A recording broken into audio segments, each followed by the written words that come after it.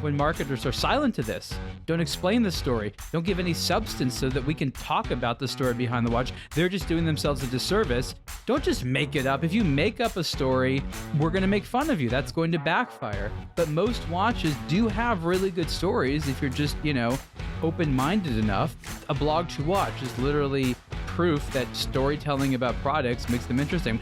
People imagine wearing these things, touching these things. They're interested in the story. What they come to appreciate later is, of course, the design and how well made they are. But today, story tends to be the original hook. If it wasn't for that, I don't think we would have 80% of the watch lovers that we have. Greetings and welcome to this week's aBlogtoWatch Weekly. We are joined this week by aBlogtoWatch's most famous clock collector, because he doesn't wear a wristwatch or shoes in the house. So all his watches are really clock, and that is David. My daughter, in fact, David said that you should start a clock podcast. Yeah. And give up watch podcasting if you're not wearing them. Technically, they are clocks in the house, but they are wristwatches when I leave the house. How cool is that? A man who is turning, who was the guy that turned base metals into gold, or thought he could? Yes, an alchemist. That's me. No, but there was there not a famous alchemist who, some Greek tragic story is told of? No, am I making that up? Are you saying that clocks are lead and David's trying to turn them to the gold, which is wristwatches? I like the so watch. He starts off with the base metal in the house, and as he leaves the building, he turns all of his base metal clock into You've just insulted so many clockmakers, man. I don't think we've got a big audience of clockmakers. But everyone that does listen to podcasts, is listening to this show. Everybody, listen, we are right up there. The podcast content, Ariel, as you were discussing last week from aBlogtoWatch, is soaring. And we are soaring on the coattails of that long-established superlative podcast. Yeah. Anyway, talking of superlative, here is Ariel. Ariel, who this week has been... See, I noticed last week you said... I can't believe I didn't pick you up on it, but you said that folk had gone to the Indiana Jones premiere dressed up. And I didn't inquire as to what you dressed up, but then I looked at the photos that you'd taken of the watch, which we'll discuss later, and you do seem to be wearing a brown leather jacket. I'm just wondering if the hat and the bullwhip was accompanying you on the expedition to the show. Short answer is I didn't have a costume, though I dressed semi on theme, and your discussion reminded me as a child, all my endeavors is try to acquire a whip. Because clearly after seeing Indiana Jones as, a young boy, you want to have a whip. And that is not as straightforward as a prospect as it might seem. You can't just go to the toy store and get a real whip. So America, a country where you can walk into a supermarket and buy a gun, but Ariel is still unable to buy a bullwhip.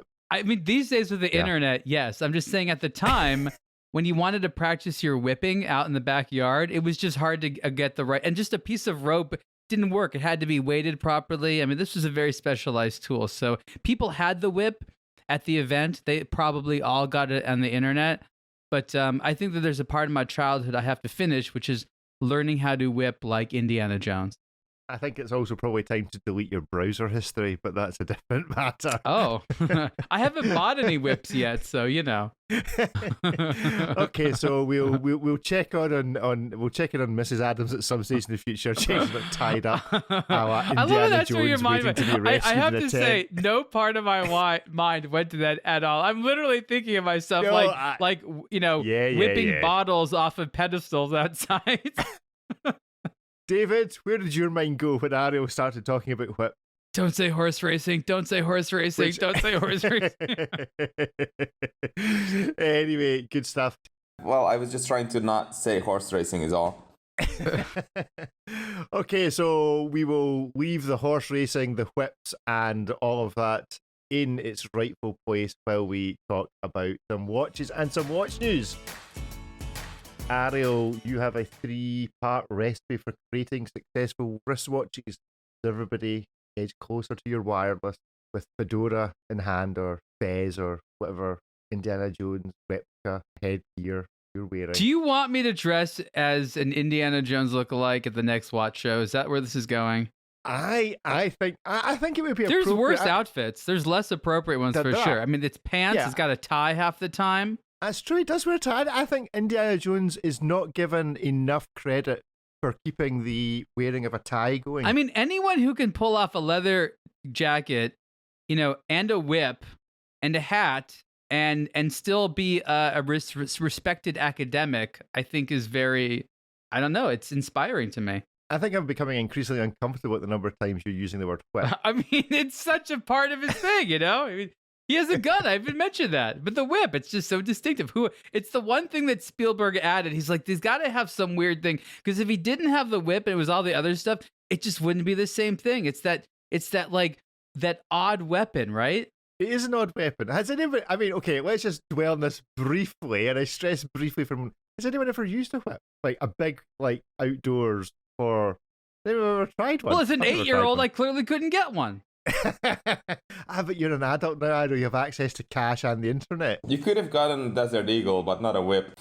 Technically, yes, I have, and they are very dangerous if you know what you're doing, and they can easily hurt you. Whips are unbelievably dangerous. I think, I mean, we had like aBlogtoWatch lanyards for the Watch and Wonders. Maybe we should get like, oh my gosh, branded up bull whip to carry around. This is so far from horology.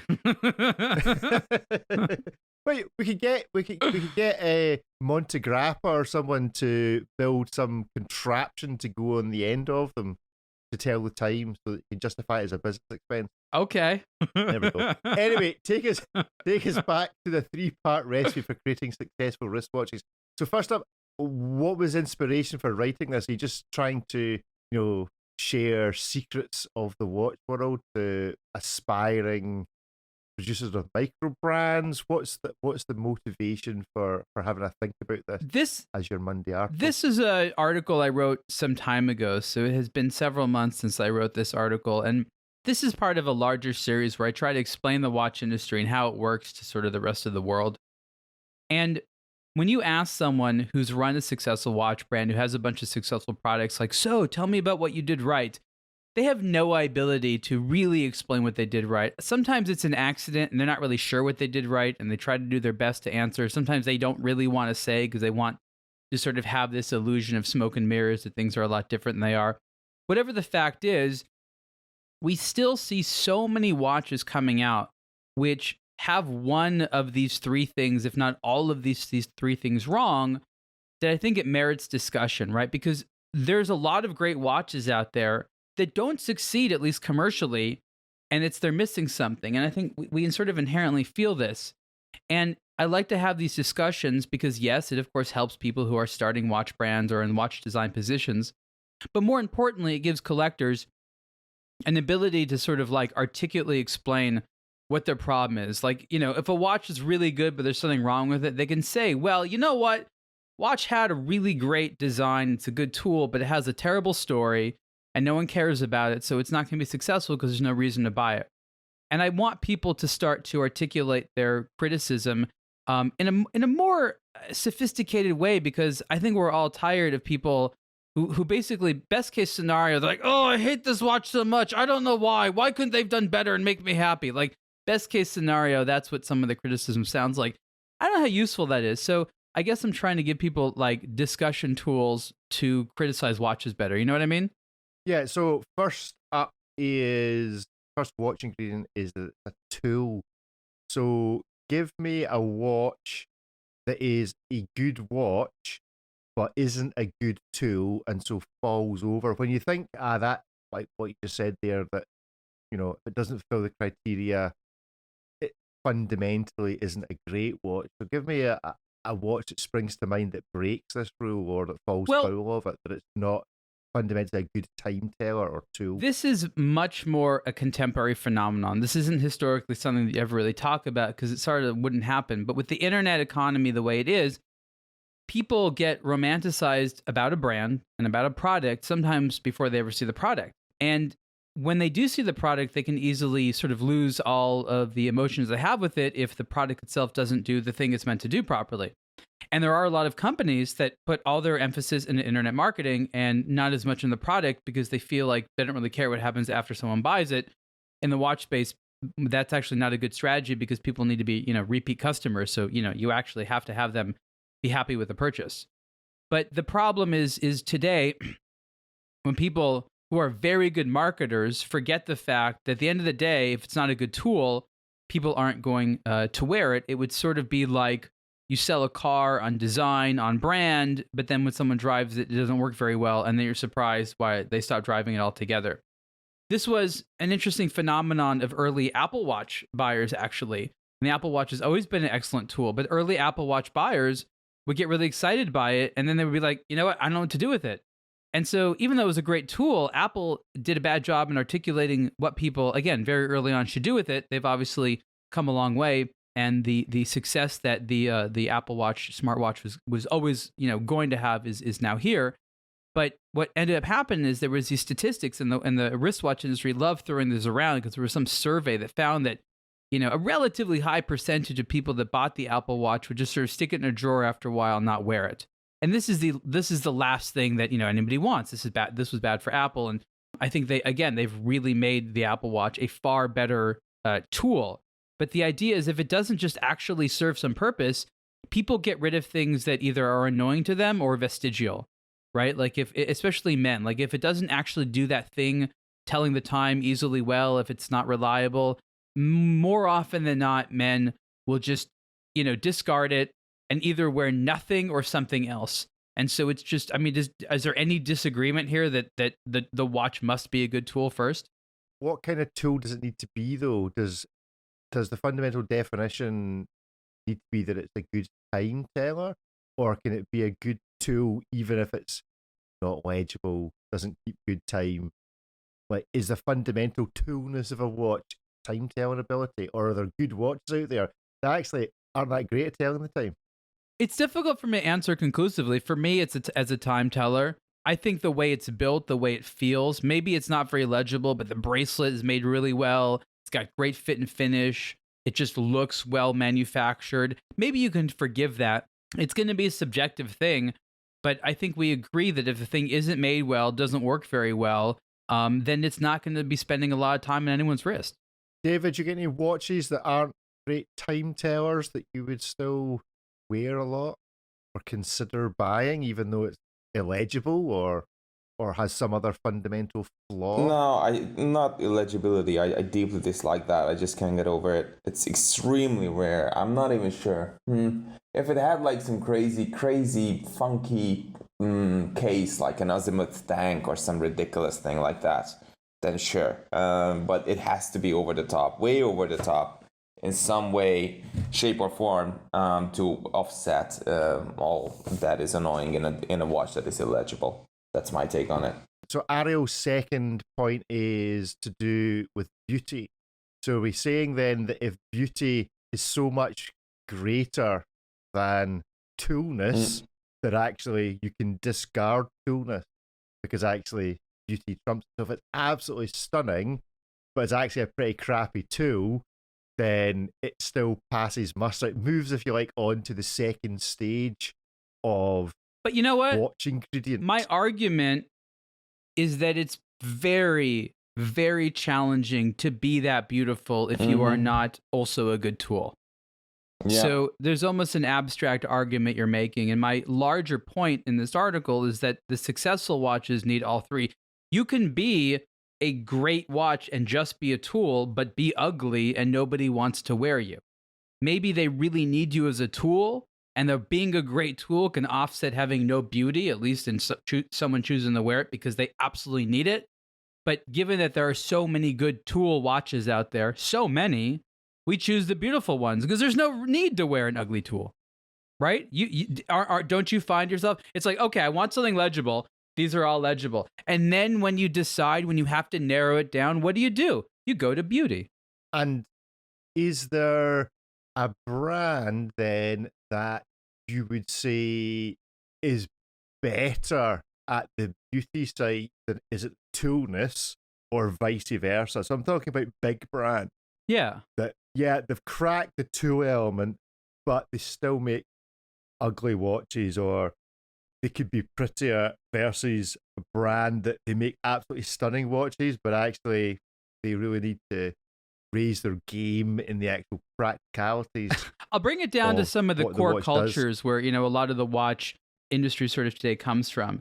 And the Swiss, while they tend to always make a good tool watch, are probably of the major countries involved the most happy to make an ugly watch. They will make a very well-made, hideous watch without caring about it, because the people that make watches there are more factory focused or just sort of industrial design focused. There are some Swiss designers that care about beauty, absolutely, and they're responsible for the beautiful Swiss watches, but it's actually more sort of the French and Italian design ethos that is more interested in beauty first and then sort of tool second. It's not that they make bad tools, but they won't even start making the tool unless they have a beautiful profile or silhouette or some type of a theme. So the sort of design ethos, which comes mainly in sort of Italian and French luxury, is where I think you see most of the sort of beauty forwardness. And they're borrowing from other things which are nice.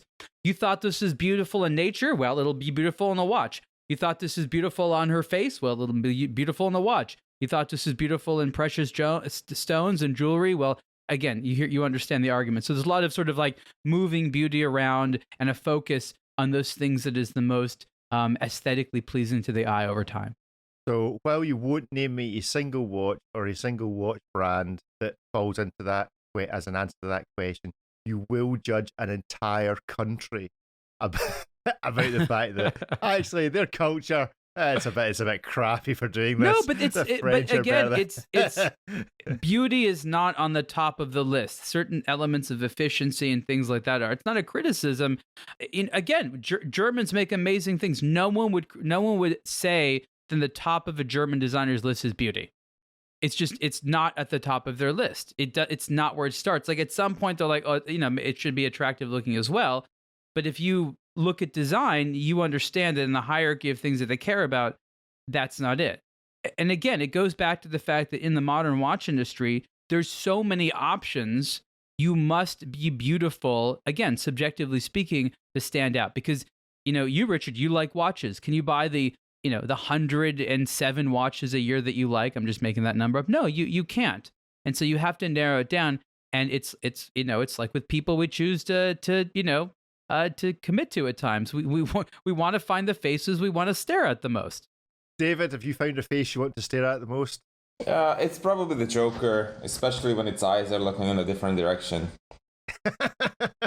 David is all about the personality and not the looks.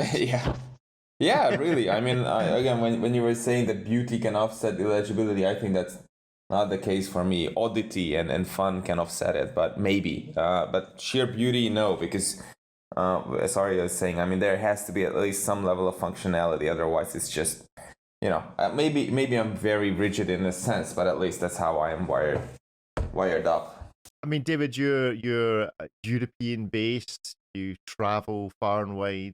On the base of Ariel's first two conceits about coolness and beauty, what country should design for those two categories the best watches?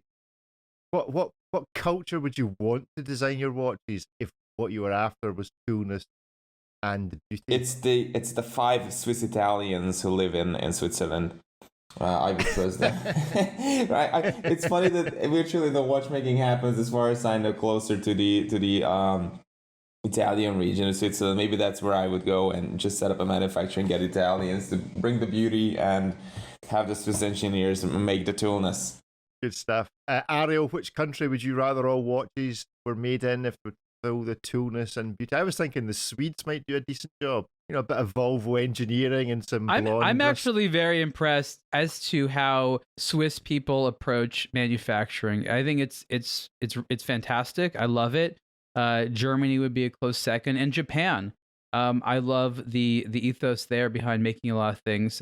All three of these countries are very different, but I'd say that the places that make watches right now, they all have a really strong things to bring to the table. There's no one perfect place. And again, we like this industry because of variety. If it wasn't for the quirks of each nation, we wouldn't have the third element, which is the end of this article, which is the story. You can have a great tool that's beautiful, but then you're like, okay, that's great. Why should I aspire to own it? And that's the sort of other interesting element. It's that thing about the watch which makes you say, I have to own it, or I have to wear it, or at the very least, I want to wear it, or I wonder what it would feel like to have that on my wrist. Story is this sort of all-encompassing term that I'm using to describe emotion, the reason for why this product exists. It's all these sort of other things other than is it pretty and is it well made, and it's the reason why you want to have it on you.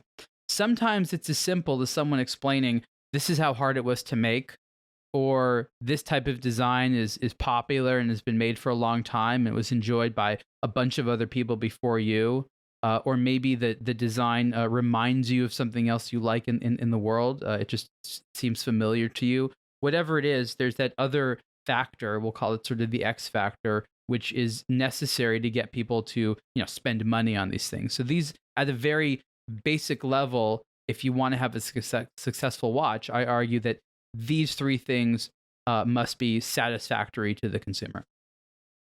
Well, we know of one of those destinations you just mentioned who are obsessed with telling the story, perhaps more so than is necessary, and that's the Japanese watchmaking posse, who will, it appears to me, try to attach a story to everything that moves, possibly to the, disadvantage of the brand. And there's so many stories coming out about it resembles X, Y, and Z that maybe it leads to more confusion.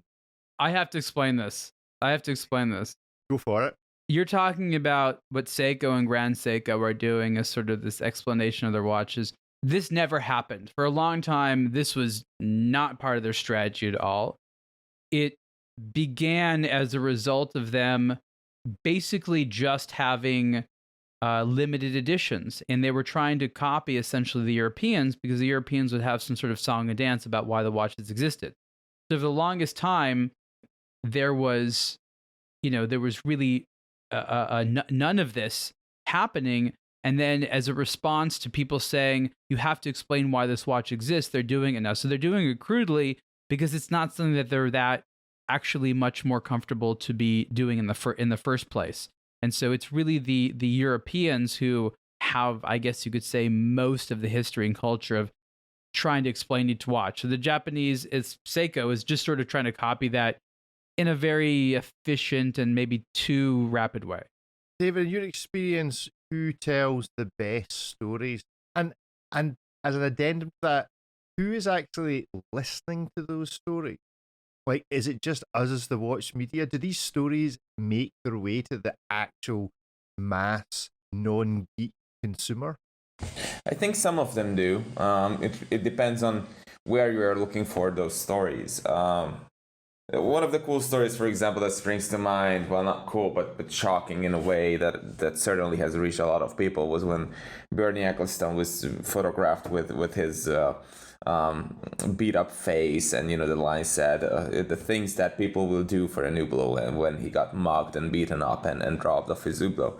And the word is that he reached out to be there or whatever. I'm not sure who did what, but they did actually make this ad campaign, and the story is told. The guy got mugged, and it all happened for a Hublot. I think that was an excellent story. It's just a one-liner and one powerful image. With one of the basic things that people react to very viciously, which is of course violence. So again, I think that was a quick and brutal story told efficiently by Hublot. So as far as I'm concerned, people listen to that at the airports or wherever they see these ads. So that worked. Stories that are being told for us, honestly, a lot of times I roll my eyes on the stories, because sometimes you hear something interesting and then you start looking into it, and then you realize, well, it's a whole lot of smoke and mirrors, and somebody said and somebody heard, and then somebody wrote something 10 years ago or 15 years ago, and then the whole thing just spirals into something that is very, very difficult to put your finger on and to say, okay, this has actually happened in the 60s or the 50s or whenever, So I don't really like stories that are inauthentic or that are difficult to track and difficult to authenticate, I should say. So there's all kinds of stories, and as Ariel is saying, these are super important for selling a product. I mean, who would want to buy something that like the story? You're buying a tool, and that's about it. I don't care about the the story behind my power drill at home, but I do care about the story behind my watches. So yeah, watches desperately need a story. That's true. I'll give you two words: reverso and polo or shaggy dog tails. Anyway, Ariel, finally on this, and is there a different audience between watch brands telling stories and watch marketing? So watch marketing, Rolex being plastered over every flat surface at a Grand Prix. Watch stories, Rolex telling a story about a watch being the deepest diver or the fastest timer or something else, or on it, whatever it is. I mean, you're right that there's a lot of different ways of marketing and storytelling. Marketing is a form of sort of, commercial storytelling, but the reality is there's a lot of different stories, a lot of different ways of telling those stories, and a lot of different people, so they all want different stories. And a successful product tends to have multiple stories spoken to different people, all in the way that they want to hear it. So I think that it's just a matter of trying to do as much as you can. Marketers have to have as many conversations with as many different people as they can, and that is sort of the name of the game. Sometimes they get lucky and they can have very fruitful conversations with a small number of people that end up buying their products. But at the end of the day, as David is saying, and I think as you're picking up on, just what we're doing right now, this story is about watches, about the people, about all this. Sometimes it's the story about how it's made. Sometimes the story about who else is wearing it. Sometimes it's a story about, what is that person going to think about you when they see you wearing it on the street? These are all very special emotions that are subjective to us, and they change depending on the day of the week or whatever mood we're in. But the bottom line is that these items are there to satisfy a complex array of emotions that we experience, and it's amazing that they do that. But when marketers are silent to this, don't explain the story, don't give meat, don't give any substance so that we can talk about the story behind the watch, they're just doing themselves a disservice. What we're identifying is, don't just make it up. If you make up a story, we're going to make fun of you. That's going to backfire. But most watches do have really good stories if you're just, open-minded enough. And I guess you hire the right storytellers. But, aBlogtoWatch is literally proof that storytelling about products makes them interesting. The whole idea that there's a whole website about watches and you can't actually wear them while reading the website, it's kind of funny. Like, people imagine wearing these things, touching these things. They're interested in the story. What they come to appreciate later is, of course, the design and how well made they are. But today, story tends to be the original hook. If it wasn't for that, I don't think we would have 80% of the watch lovers that we have. Good. Well, sit back, relax, pick up your feet, put your bull whips away, take your shoes off so that your socks are just nicely your feet sat on the floor, because David is now going to tell us a story about a Rolex dealer. David, tell us your story that you brought to us both. This is from Robert Yambauer at Fratello. Unfair commercial practices. Judge orders Rolex dealer to reimburse client. Yes, exactly. So this was written up by RJ at Fratello based on some court papers filed in the Netherlands, where Fratello is based, of course. And so what happened here is that a guy purchased a birth year Oyster Perpetual, and he brought it into one of the Rolex ADs there to have the bracelet serviced. And they said, well, we can only service the bracelet if we give the watch a full service, even though only 2 links were failing. And so the owner was quoted 1,573 euros, so about roughly the same, about $1,700 for a full service. And so the watch went back to Rolex for the service. It was not performed by the AD, and the bracelet was fixed in a way that did not satisfy the owner's needs, and so he said he brought the watch back for a second time to have it sent back to Rolex again for another round of alterations to the bracelet, and then he got the watch back again, and he was still not satisfied, and so he brought the whole thing to court. he filed a lawsuit against the company on November 23rd in 2021. And eventually the case went to court, and the court decided that the AD has actually done everything it could, or if it had to make sure that the needs of the customer were met by sending it back for a second time. And although the watch could not be fixed, it was not the AD's fault. So the guy, in that sense, would have lost the case, basically, because, again, the AD was in the right. But the court actually noticed that he was basically forced into accepting this full service for this extra cost, and that is what the court found to be unfair commercial practices. So they were looking through the papers and they were like, hold on, what is going on here? Why does a watch movement need servicing?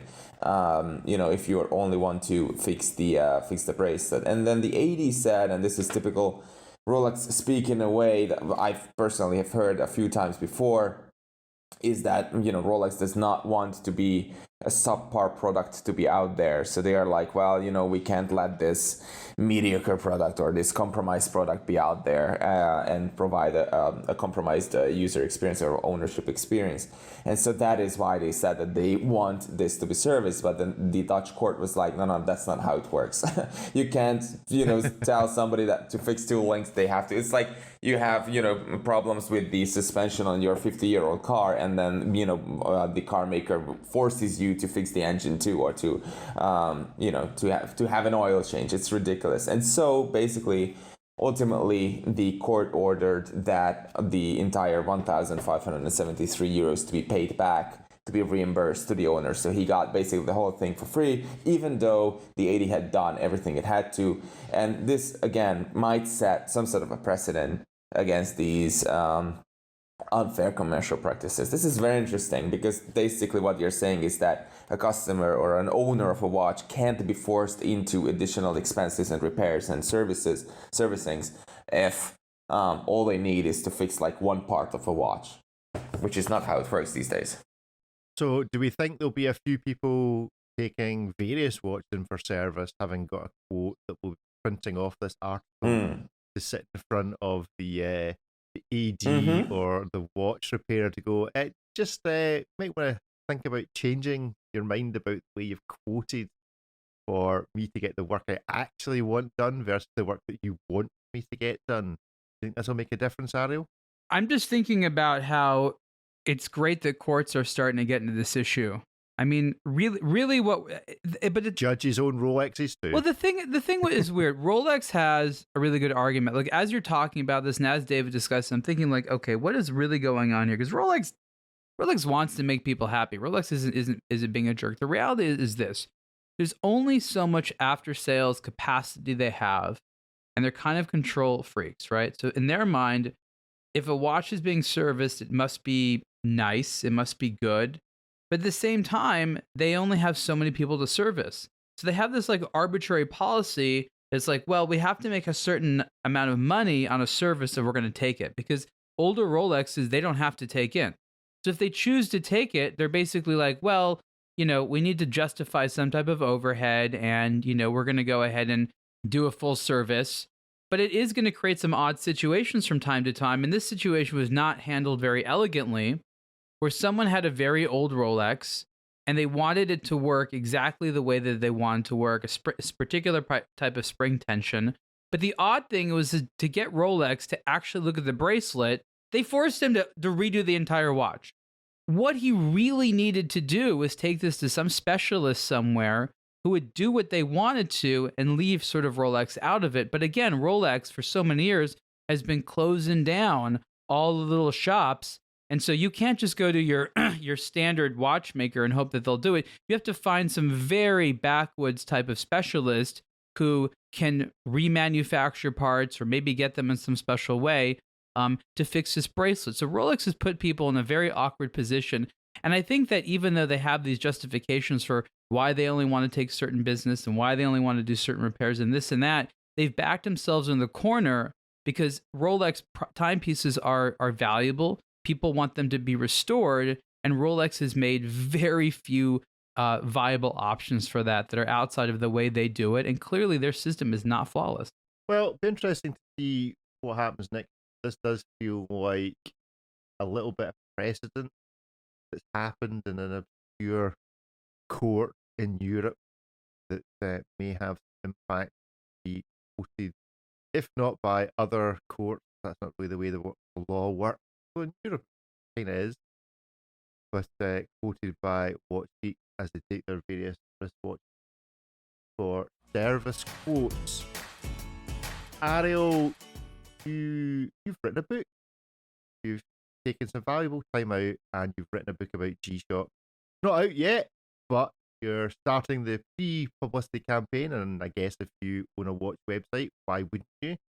Tell us a little bit about what's coming later in the year. So in October, I believe, Casio and Rizzoli are going to be launching the 40th anniversary of the G-Shock book. It doesn't have that exact name. That's just sort of what we're calling it. Like, we call it the G-Shock 40.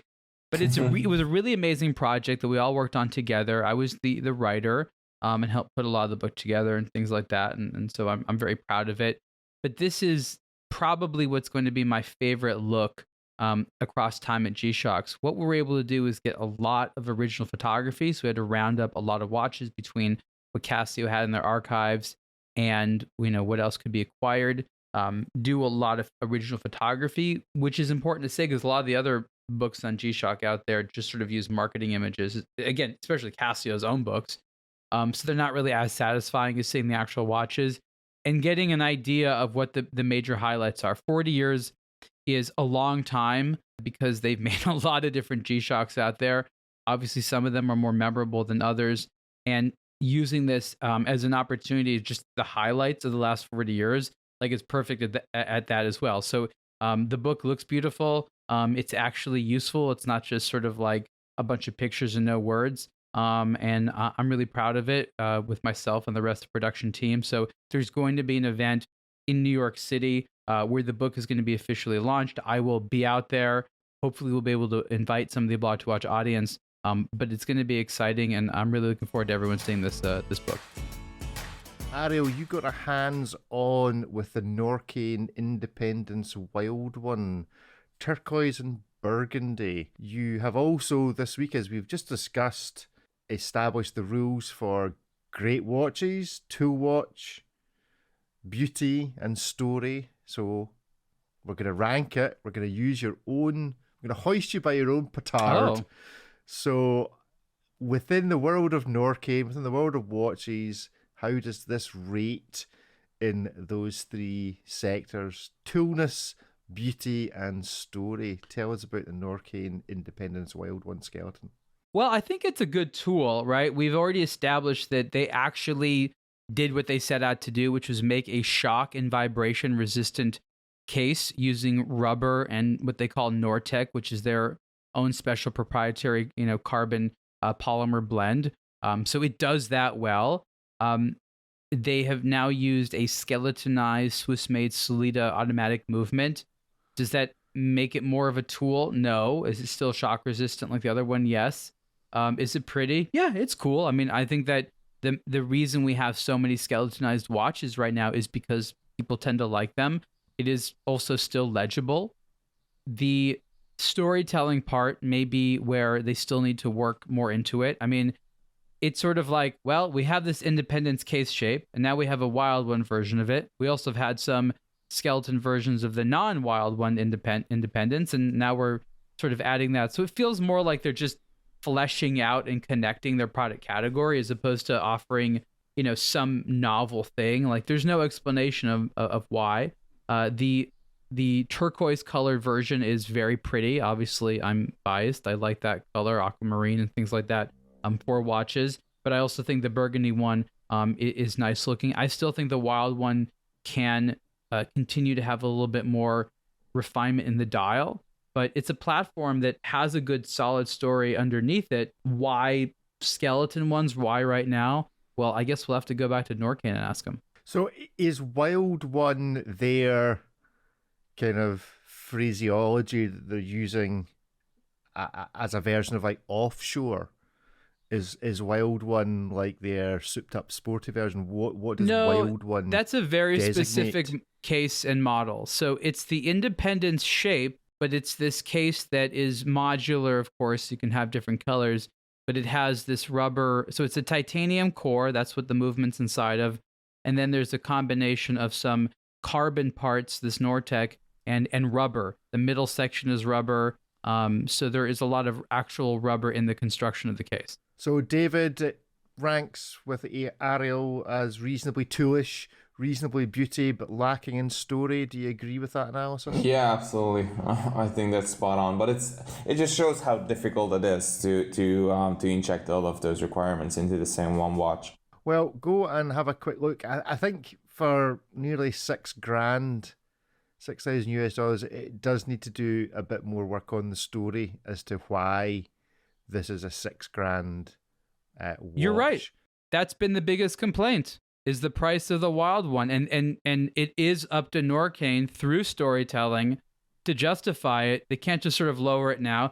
They seem to feel that this price is justified, and I'll give them benefit of the doubt, but you are absolutely correct that they have the onus of telling that story, and they've not done an amazing job yet as to why the Wild One should cost the amount that it does. Well, who knew, Ariel, that you knew something about watches and that actually giving us a checklist of toolness, beauty, and story would actually prove a good way of analysing a watch. So wow, imagine that. Go and check out. Imagine that. Go and check out the Norqain Wild One and give us your opinion. There are quite a lot of comments, and I think a number of them leaning towards why is this watch the price it is. Let's jump to something a little bit different. The Wilbur Leo JW1 digital jumping hour automatic watch. Now, I'm a big fan of jumping hours, which is why we're including this one. Let's do the same thing. You know, toolness, beauty, and story. Compare and contrast this very different watch, although there are actually some aesthetics that are similar to the Norqain, with the Norqain and how it stacks up. Ariel, you got hands-on with this. So here we have much more heavily in the story department. It may not be clear from just pictures of the watch, but Jason Wilbur has this whole universe that he sort of imagines these types of watches to live in. You know, it's very science fiction, of course, industrial design focused. He has a love of particular types of materials, titanium being one of them. So there is a lot of design story as to what he's trying to do here. And from a beauty perspective, this is a highly subjective thing. This is the type of thing where I completely understand how people don't find it particularly attractive. It's all over the place in terms of, it's very macho, it's very aggressive, it's very large. This is not an elegant timepiece. It's cool looking. And for a lot of people, that is beautiful. That is cool. So there's an audience for this, but this is not traditionally conservatively pretty by no means. So that is maybe one of the more difficult areas. As a tool, well, it's well articulated in what it's trying to do mechanically. When you look at it, you understand the jumping hour system. You understand, what the hands are pointing at. It's not the most legible thing to read the minutes and seconds because it's an unusual way of looking at it, even though the hours are extremely legible. But I think that there's a real engineering story here. So I would say it doesn't score actually as high as a tool as the Norqain. I think that beauty is a very subjective element, though there's so many things that Jason Wilbur tries to do that I think he'll ultimately win there. And then story, it's very heavy, but the question is it enough of a relatable story for most people to understand what he was thinking? This is a $36,000 watch, so significantly more than the Norqain. Is the story stronger for the price justification than it is for the Norqain, even though the price is several times what the Norqain is? Like, does it stack up? Because I'm not sure, you obviously know them. I'm not sure I understand the story that this watch is trying to tell just by looking at it, not familiar with the brand. You can't imagine some sci-fi situation where this watch would look totally appropriate? Come on. Yeah, but I think that's me imagining it.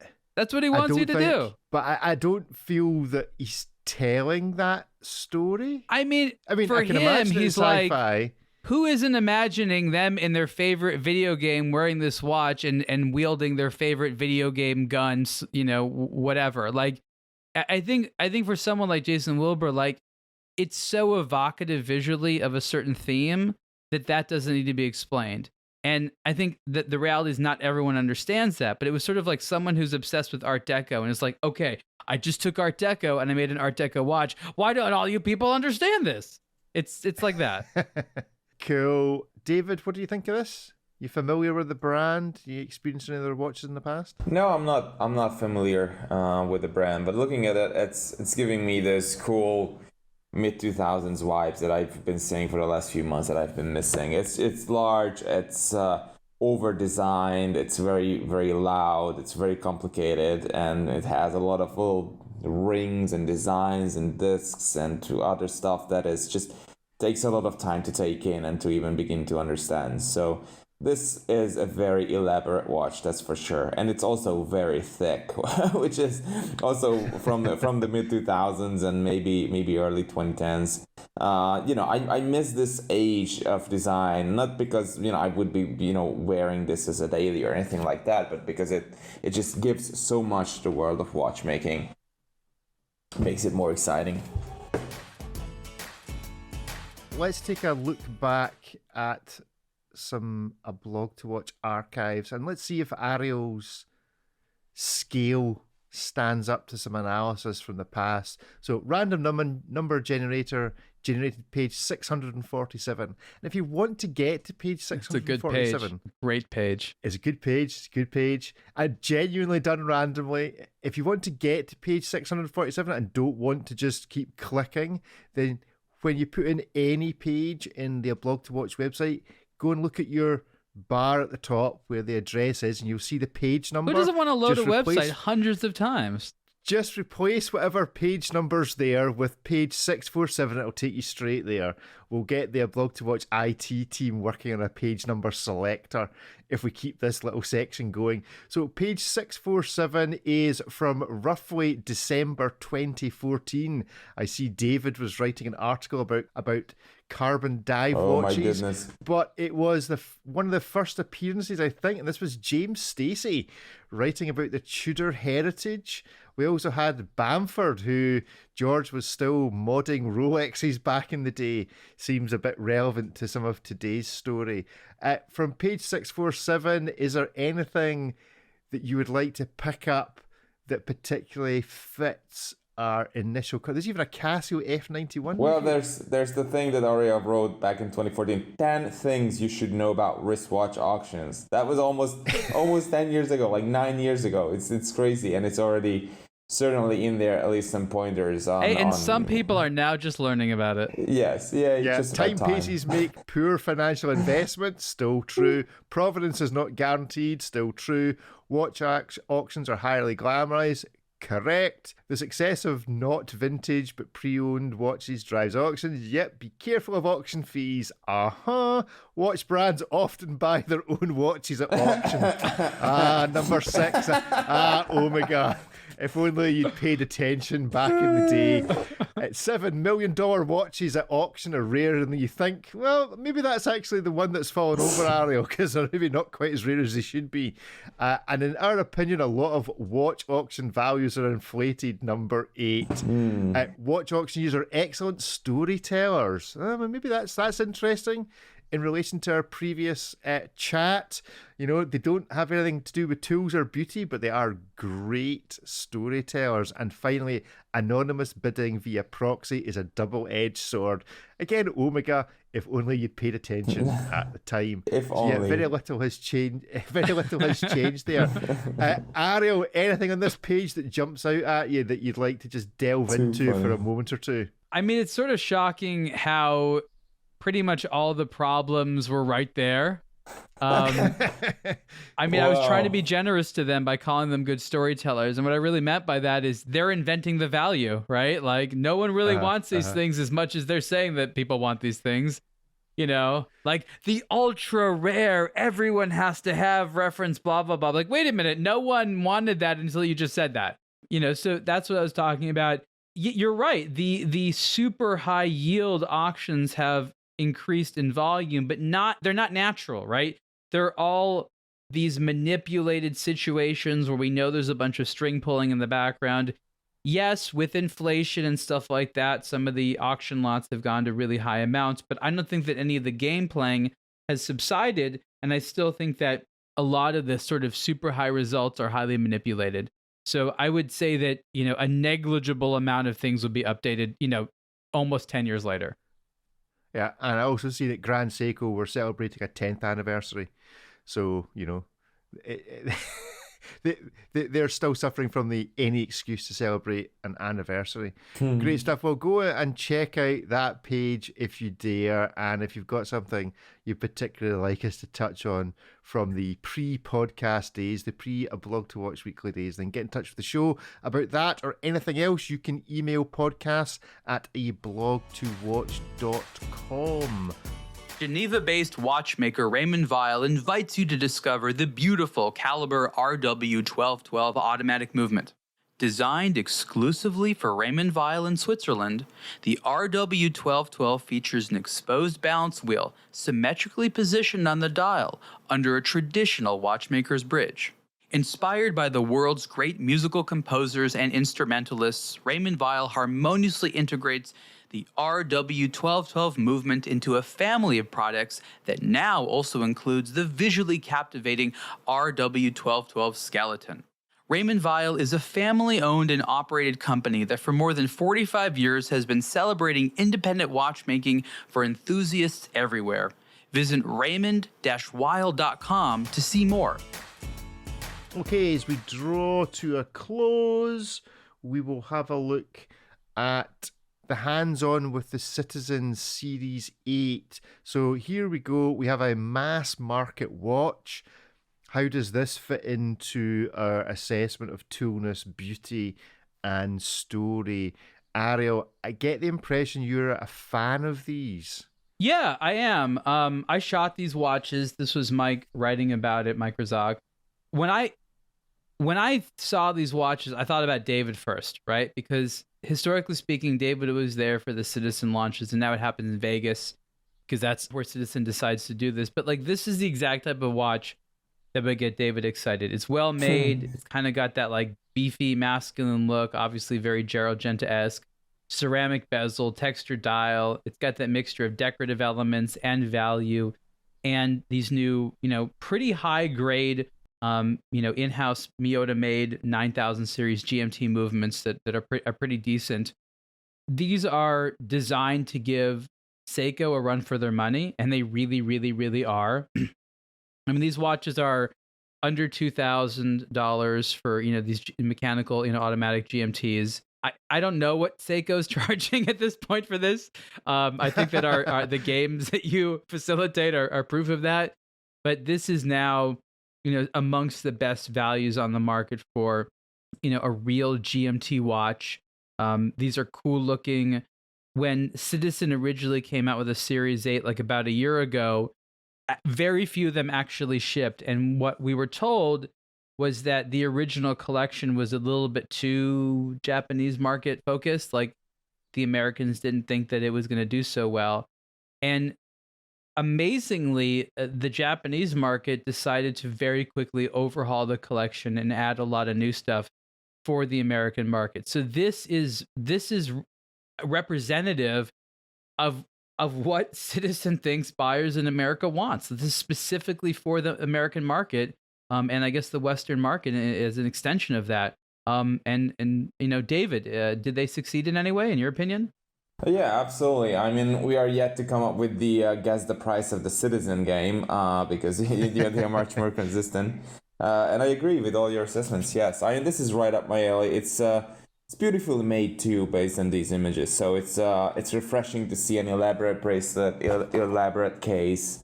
I have one of these, like they were the Grand Sport signature collection from like 10 years ago, and that was basically some sort of an identical product from Citizen, but again from 10 years ago, like a higher grade movement and a truly genuinely beautifully made bracelet and case for roughly the same amount of money adjusted for inflation and GMT, you know. So yeah, those were around $1,200-$1,300. This is more like $1,800, but again, this one has a proper GMT, and of course prices have risen since then. So yeah, I think this is a very strong value proposition. I would love to see these hands-on.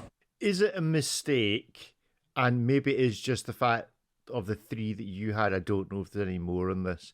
But this is essentially a root beer, a Pepsi, and a Batman. Mm-hmm. Is it a mistake of storytelling to so closely copy the most popular Rolex colours all at the same time? As opposed to, oh, here's one that reminds you of the Pepsi, and then a few months later, here's one that reminds you of the root beer, rather than, here's just a Rolex pastiche. No, in their mind, they're very clever. They're like, we need multiple units, versions of it. What colors do we go with? Let's go with the most popular colors right now for GMT. In their mind, is why try to reinvent it? Why be like, oh, let's go with purple and gold and brown and see how that goes? No, that's stupid. They're gonna go with something that people want. Yeah, I mean, they do look impressive. How's the finishing? I don't know if it's just there looks like there's a lot of not sharp edges, obviously, but there's a lot of edges. There's not much rounding off on that bracelet, but it looks at the photographs. It's not gonna be like a pebble finish, but this is not what you would consider that sharp. I know it looks that way, but I'm trying to see here. I didn't edit these images. I would have edited a little bit differently, but there's an inner beveled edge on the inside of the bracelet, and that small bevel prevents the sharpness that you're talking about there. So it doesn't have that sharpness that would happen from sort of a less refined product. So it does have that look of the sharp angles, but you don't have what I felt were any sharp edges. And am I seeing, or do my eyes deceive me, a kind of 5711 bulge at the flank? It's called the flank. The flank. The flank is here to stay. Official citizen, oh, Rick. Is that the official citizen designation? No, that's the watch industry, Tim. Come up with a, maybe. Do you prefer bulge over flank? I mean, The bulge. The bulge. Okay. The battle of the bulge. Anyway, good stuff. So go and check out that Citizen series. I'd be really interested to see what folk think of this. So do get in touch, send us a voice message. If you're listening to us on Spotify, then do be aware you can send us voice memos and voice messages direct on the app, which we will happily receive and happily look to play on a future episode. Gentlemen, that's us. I think Ariel's scale stands up quite well. David, what do you think? Oh yeah, absolutely.